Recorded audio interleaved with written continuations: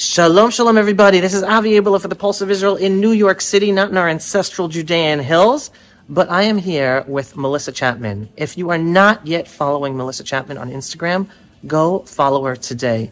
Melissa is a proud Jewish voice, and she is one of, I wouldn't say few, but not as many as we would like, but of those Jews on social media who is using her platform to give voice and amplify so many other voices and videos and posts of so many other people, allowing all these various voices of truth about the Jewish people in the land of Israel to get out there to her audience.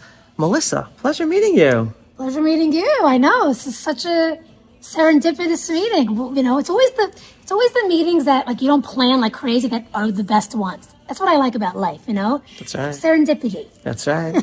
Now, I just want to ask you, I want people to understand you, learn more about you. And again, if you're not following her on Instagram and you're on Instagram, go follow her now. Melissa Chapman, I'm going to put her Instagram handle. Why? Why are you using your account to just totally Israel and not just for your own stuff, but like everyone else's stuff? Why? Well, I feel like if you have a platform and if you see what's been happening after October 7th, and even before, but really since October 7th, it's part of your duty as a Jew to give back and to make sure that everyone hears every truth you could possibly share, every voice you could share, and especially like there's so many incredible Jewish creators who just don't have followers. Like, you know, you're like you are a wealth of knowledge, and like you should have 1 million followers. Right. Like the stuff that you share is like nuggets of gold. Right. I told Melissa I'm heavily censored across all social media. Heavily censored, heavily shadow banned, and they probably shadow banning you because they're afraid that if people hear what you have to say, it's going to change minds, it's going to change things. So, you know, they want to keep everything nice and tight. But so for me, it's like any viewpoints that I can share, any people that I can share that are sharing the true story of Israel, of the Jews, fighting Jew hatred, fighting the propaganda and the bias against the ancestral homeland of the Jewish people. How could I not do it? It's just, you know, I think it's the duty of every Jew, if you have a platform, to do it. So first of all, do you hear how unbelievable this person is? Really, thank you so much. And I'm thanking you for the Jewish people. No, Jewish people, Jewish state of Israel, you're making a huge difference. I'm thanking you because you're helping me do this mitzvah. Amen. We're in this together. Yes, we so are. now I wanted to go a little deeper on Melissa Chapman. Part of Hashem's army. It's Tzvos Hashem. Amen. 100%.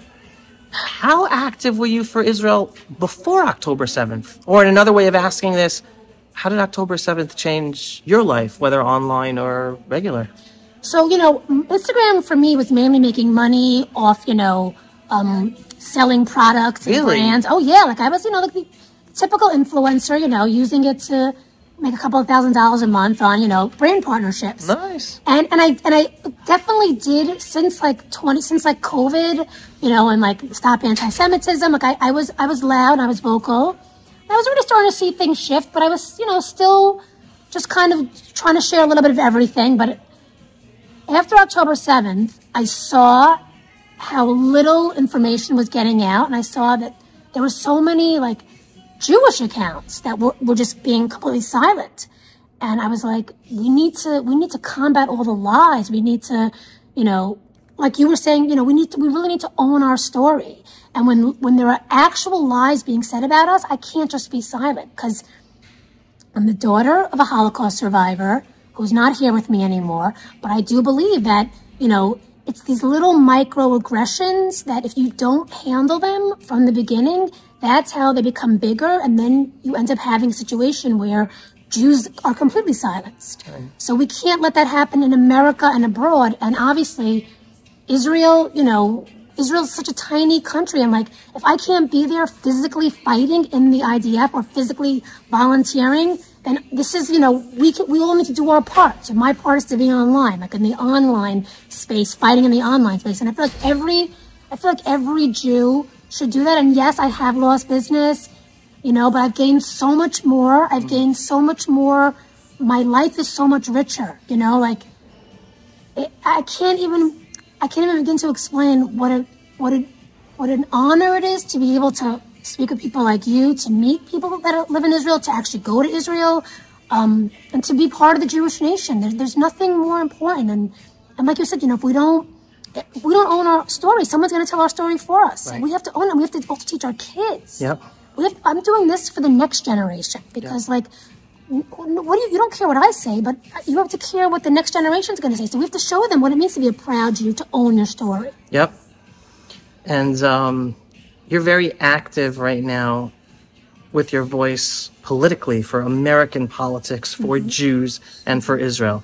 Can you share the message that you're basically telling people? And again, you were telling me you've been interviewed by Israeli television stations and Israeli journalists. Yeah, I just did an interview with an Israeli television station that came to America, and I've done interviews with the Post, and I've done interviews with Fox, and I'm very vocal about the fact that I was a Democrat my whole life.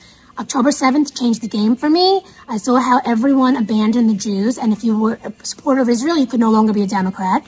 And I see the way the administration has basically deserted our American hostages who've been in Gaza since October 7th. And as an American, if that was my kid there, I would feel completely abandoned by my country. I can't trust this administration. And as a Jew, you have to be a single issue voter. We can deal with all the other issues once we just get the right president in power. And it's policy over personality. And you have to realize that the policies for Jews are going to be better under Trump than they are under Kamala. And every Jew just needs to realize that. And remember that, you're fighting for the survival of the Jewish nation and the survival of Jews in the diaspora who need a strong ally like America. And I don't think Kamala is going to be that strong ally, as strong as Trump will. Remember, Trump did the Abraham Accords. He made Jerusalem the capital, where he put the embassy. And he has been a very vocal supporter of Israel through his presidency and even after October 7th. Recognize the Golan as Israeli territory. Recognize the Golan as Israeli. I mean, he's done so much. It's like. But there's no comparison. There's no comparison, and Biden has completely, he if it was Biden, he's a different animal than Kamala. Kamala is not a Zionist. She does not care about Israel. She'll say whatever she has to get votes. What do you say to those Jews? And I don't know whether you heard this directly or not, but I know you've heard it. Who say, oh, but Trump at Charlottesville said, oh, both sides. Okay, so once again, let's just, we were talking about the media, and the media took one thing that happened and they blew it up, and there's a whole story that wasn't told, and Trump has explained it over and over again, just like he's explained the fact that he's not associated with Project 2025, but nobody wants to listen. This has been explained so many times. It was taken out of context. Why would I support somebody that supports the KKK? It just wouldn't make any sense for me. I would never support a president. The only reason I'm supporting is because he supports Jews. So why would I support him if he didn't support Jews? It doesn't make any sense. And there are so many Jews like me who support him. Why would we support him if he doesn't support Jews? He does. Period. End. There's nothing to say. It's like people just don't. It's like we said. It's Trump derangement system, derangement syndrome, and just like for Israelis, we have Netanyahu derangement syndrome. Same exact thing. And the truth is that if you want, it's policy over personality. I don't have to like the guy. I don't have to want to go to dinner with him. Personally, I do like him. But even if I didn't, if he's the worst guy, his policies are good for Israel and they're good for America. So you raised an interesting point when we were talking before and talking about the captives. And you said, I don't know whether last year, 2 years ago, America had an American person imprisoned in Russia. WNBA player Britney Griner, right? Who was arrested for a crime, a drug violation. Right. So, and everyone in America knew about it. Everyone knew her name. Everyone knew her name. Everyone was fighting for her. All the celebrities were coming out. We have to let her out. We have to free Britney Griner. It was an American.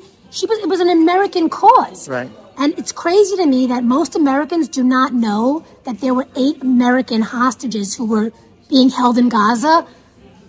Hirsch, was killed, was murdered, executed in captivity, and there's still American hostages who are being held in Gaza since October 7th. 2 young boys, Edan Alexander and Oprah Nutra, from New Jersey and from Long Island. And people, if you ask them in Long Island and New Jersey, they have no idea who these 2 boys are. Who grew up in New Jersey and New York, went to public schools, did everything that American Jews do, American citizens, and there's no outcry for them, nothing. The president, it's like as if they've been forgotten.